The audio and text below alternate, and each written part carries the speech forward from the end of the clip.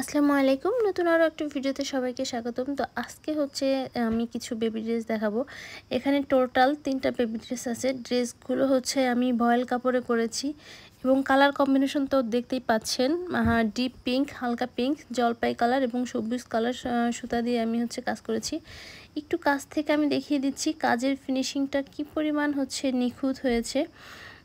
এবং হচ্ছে কাপড়টাও কিন্তু বেশ ভালো। তো এইখানে যে ৩টা ড্রেস আছে, প্রথম যে ড্রেসটা আমি এই উপরে দেখাচ্ছি এটা হচ্ছে ১০ বছরের বাচ্চা, তারপরে হচ্ছে ৫ বছরের বাচ্চা এবং তারপরে যেটা এটা হচ্ছে ১ বছরের বাচ্চা।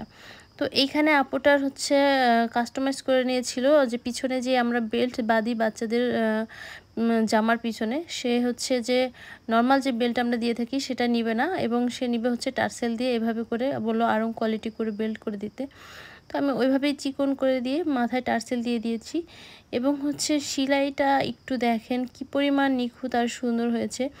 নিচে কাঁথা স্টিচ সেলাই দিয়ে 4টা করে চেন 4 দিয়ে দিয়েছি, হাতায়ও সেমভাবে দিয়েছি। এই ড্রেসগুলো এত বেশি সুন্দর হয়েছে, বিশেষ করে যে বাচ্চার ছোট বাচ্চার যে বেবি ড্রেসটা এত বেশি কিউট, অনেক বেশি ঘের হয়েছে। আর হচ্ছে প্রত্যেকটা ড্রেসই অনেক বেশি সুন্দর। এখানে হচ্ছে কম্বো সেট নিয়েছে আপুটা, একটা পাঞ্জাবি এবং 3টা বেবি ড্রেস।